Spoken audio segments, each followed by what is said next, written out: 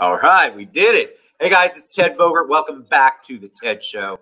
Oh man, I'm so excited about this organization and to bring back Lance Price. And also we have a new face, Ali. Is it Nass or Nas? Nass.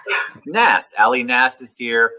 Command K9 Service Dogs. Wait till you hear what they do for our veterans.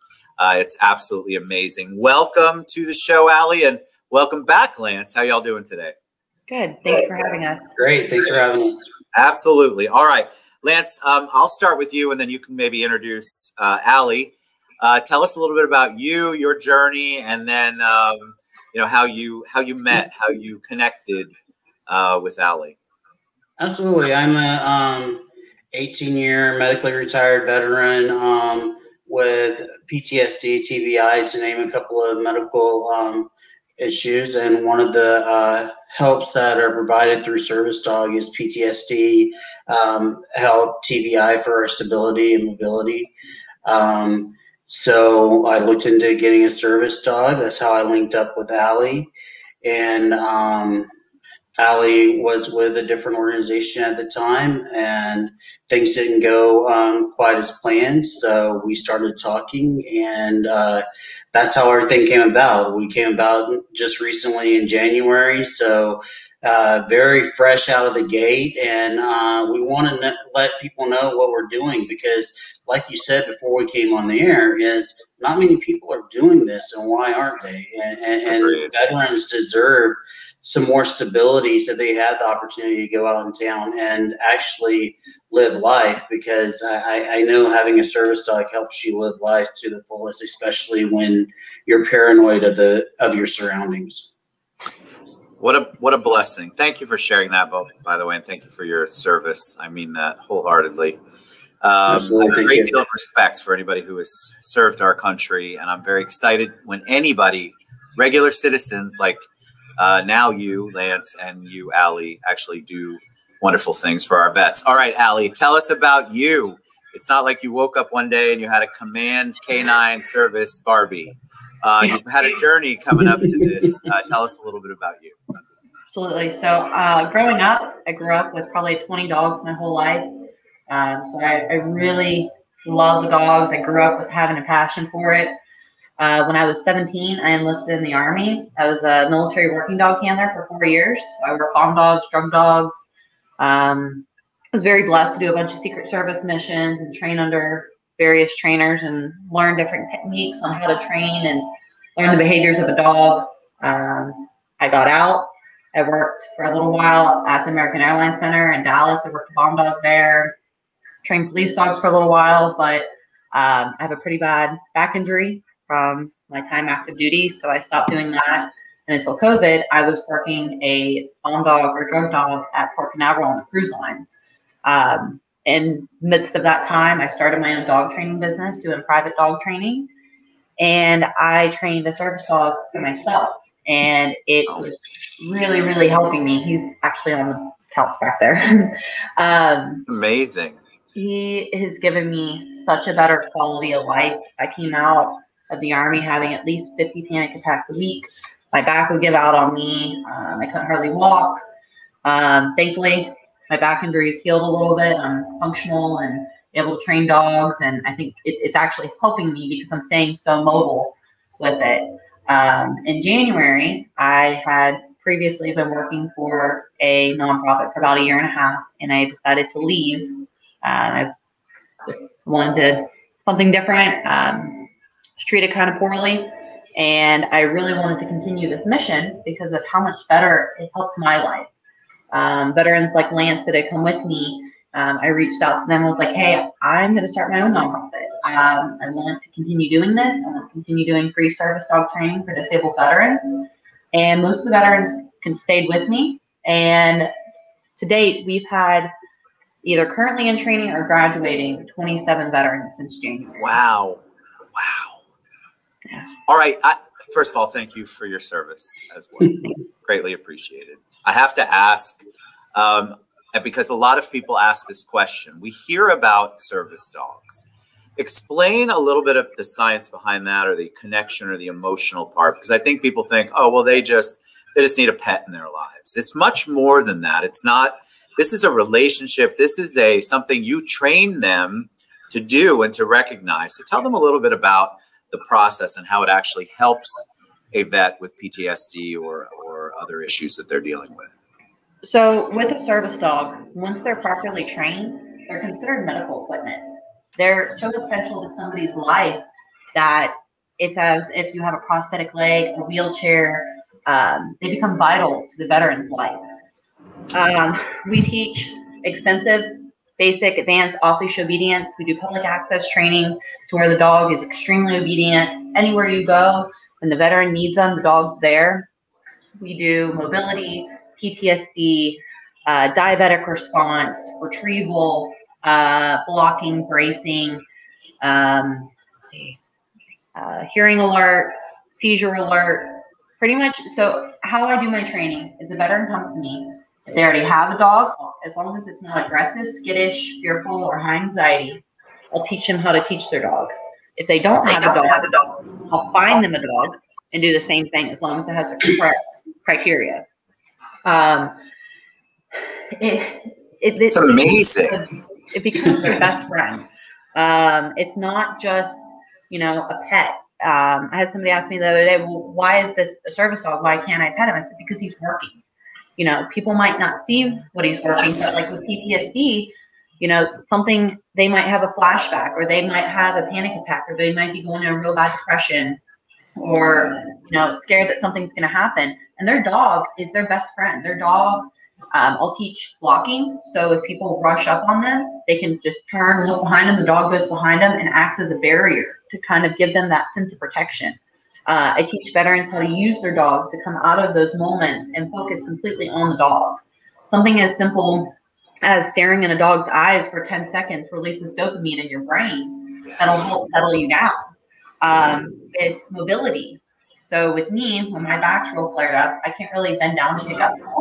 So my dog will open the fridge, close the fridge, get me a drink, close cabinets, anything I drop, he'll pick up, hand it to me. Wow. When I was having really severe panic attacks, I've almost drowned in my tub 3 times from them. My body seizes up. I can't talk. I physically lose my voice. I can't walk. And my dog will come into the tub and help get me out. That happened a couple times.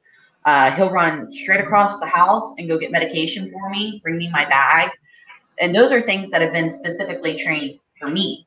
For other people, such as with seizures, I'll teach the dog to go underneath and act as a pillow so the person's not hitting their head on the concrete, or do deep pressure therapy. I'll work on teaching the dog how to respond and notify the owner that something's wrong. So say they have, diabetic levels high or low, or seizure coming on, or panic attack coming on. Your body gives off different odors and endorphins that the dogs will pick up on. We just kind of fine tune it to where, one, the owner's knowing, hey, something's wrong with me. My dog is telling me something. 1, and 2, it teaches them that, do whatever they need, either give themselves insulin or get prepared for having a seizure. That way they're not injuring themselves, or that makes sense. How is it that they can learn all, that is to me so amazing and impactful. And, unless you've seen it, which thankfully, because of social media, a lot of people have seen where the service dogs, the companion dogs, when somebody's having a seizure, for example, or a panic attack, and they comfort them. So we all have seen it. I don't think anybody understood the science behind it or what you were really trying to accomplish.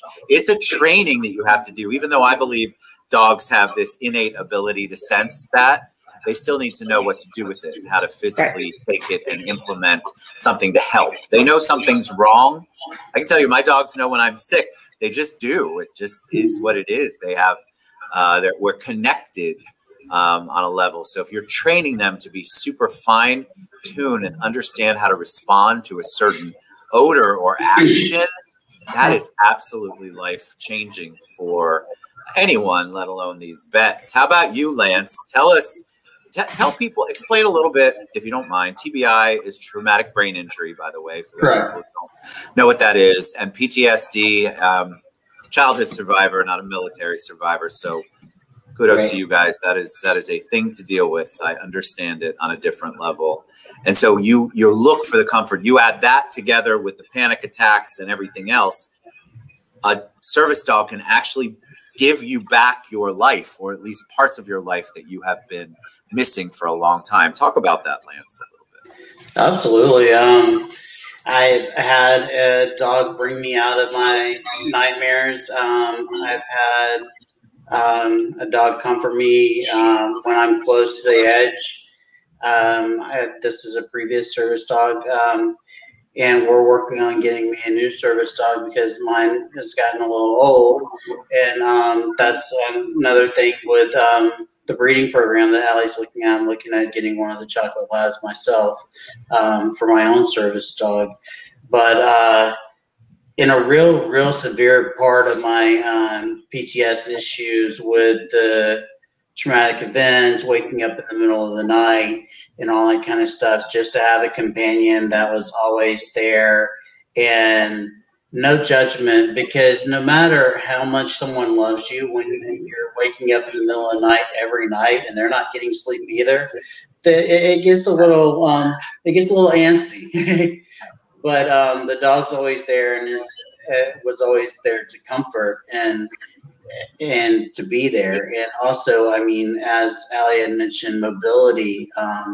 I have neck injury as well. Mobility will be one of the issues. There's days like today when it's wet that I just hurt, and it's hard to do things. And that service dog adds a quality of life to those that have days like I do. And there's many veterans out there that can help them with things when they're, so they don't feel like they're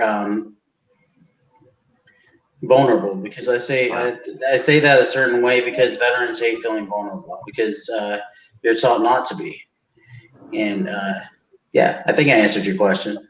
It's an interesting, for people who on the outside, I think anybody who's an animal lover in general will understand to whatever level animal lovers, right? Because you have a relationship, a bond, they're family. They're not, I don't even like to call them fur babies. They're just babies. They're part of the family, right? It is just like it is having a child, a brother, a sister. When you really bond with a dog or whatever you bond with.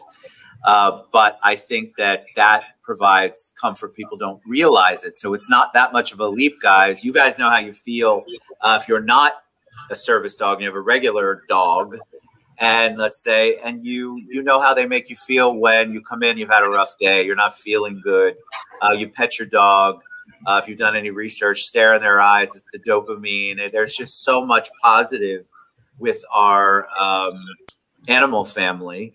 And so just take that leap if you give them a training, which obviously Allie does and her team, and they can do so much more. What a blessing that is. What a vet. Absolutely. That natural care is always there in the dog. It's just bringing it out. And that's what Allie does in the training, and that's what they do. That's what you're doing with service dogs. That natural care, I feel, is part of a dog's genetics. And it's just bringing it out. Bringing out what that care is going to be through a service dog. Yeah, I feel like they're already built to be there for us, made to be there for us. And so what Allie does. So Allie, let's talk. If we have veterans, which we have a lot, I like that.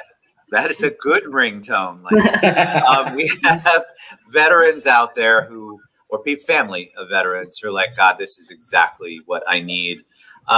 What's the process? Do they reach out to you? Is it tell us a little bit about how that works. Because I know we'll have vets go, okay, what do I do, Allie? I'm interested. So just go to our website, www.commandcanineservicedogs.com, fill out an application, submit your DD-214 and disability award. That's just me kind of confirming your service and that you have a disability. It doesn't matter if you already have a dog or if I'm finding you a dog, it can be as low as 10%. But with the chocolate labs, we're doing 50% or more disability rating, and I'll give you a free trained dog. So that's in the making. I'm still waiting on the females to come in heat. Once they come in heat, I'll breed them, and I'm hoping to have 10 to maybe 20 dogs a year that I'll be formally training myself and then pairing with veterans. So they just fill out the application, I get in contact with them, I do training sessions twice a week. I have a veteran come to me, and it's kind of like a train the trainer. I teach them how to teach their dog. Do one task at a time so they're not overwhelmed. I send them home with homework, just whatever we work on that day, just fine tune it till the next training session, and then we build. And before they know it, their dog's 30 foot off leash in a sit stay. They're able to call it to come, stop it, have it come to them, loop around, go into a heel off leash. I do the extensive off leash obedience because not all the time your dog is on leash when you need it. It might be walking through the house. It might be walking through the yard. If something's happening, you need to have that trained to where your dog immediately comes to you when you need it.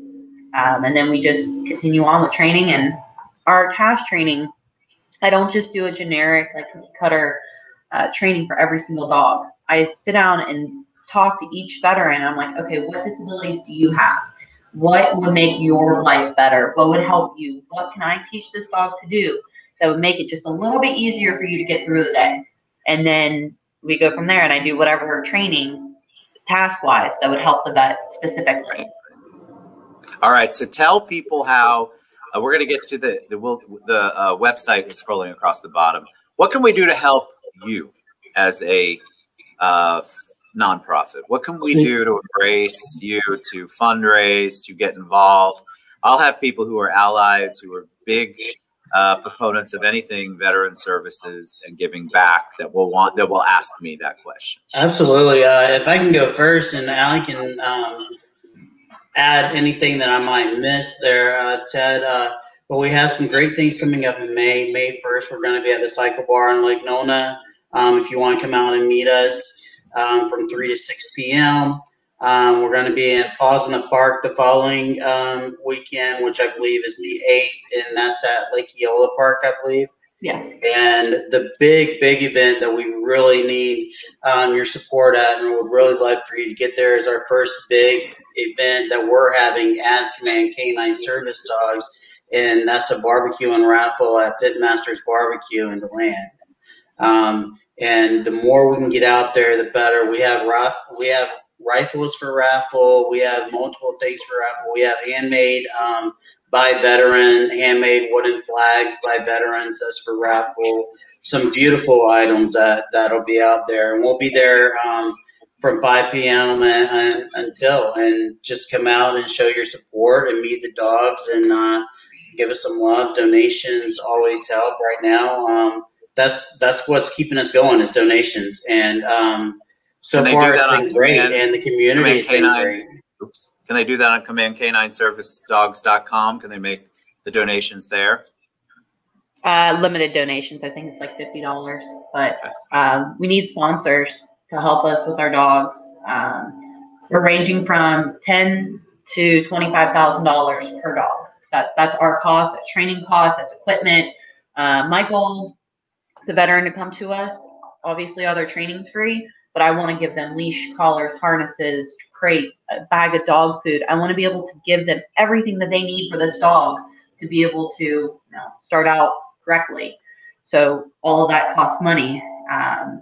So any type of sponsors, donations. We're also looking for a photographer and a videographer. I want to do a testimonial with some of our veterans and kind of document everything that we're doing. That's something I'm currently looking for. And then we're always looking for other members other people that want to join our team to help our cause and to help grow in different areas that we might lack in. Fantastic. And breeders that are willing to, any breeders that would like to reach out to us and possibly work together as far as getting dogs to these service members too. Thankfully, we're partnered with Jennifer Musk George, who has the George's Rottweilers in Florida. She's donated, I think, 8 dogs to us so far. These are registered Rottweilers that are worth $2,000 to $3,000. Instead of her selling them, she's donating it to our veterans. It's absolutely amazing. She's an amazing woman. Her dogs are coming out great. So any other breeders, that would be interested in donating, puppies here and there would be awesome until we get really on our feet and rolling with the Chocolate Labs. See, these are needs. I'm so glad you guys addressed those because those are needs people that you have if you're a breeder, for example, you have the puppy And I know you haven't gotten the cash yet. So instead of, it's a beautiful thing that you could do by donating a puppy to become a service dog. All right, Command K9 ServiceDogs.com. Allie Nass and, of course, Lance Price. You guys, what you're doing is such a blessing. Thank you. And so I definitely think that we can find some photographers and videographers for you and some sponsors, especially for the dogs and, of course, for any events that you have coming up. Y'all get involved. You had lots of love on the show from all my platforms. You guys love this topic, then give back. Command K9ServiceDogs.com. Thank you, guys. Thank you so much, Ted, for having us. Yeah. Bless you both. What an amazing amount of love and support you give to our veteran community. It's a blessing. So thank you. Thank you, guys. All right, guys. We'll see you back soon. Get out and support Lance.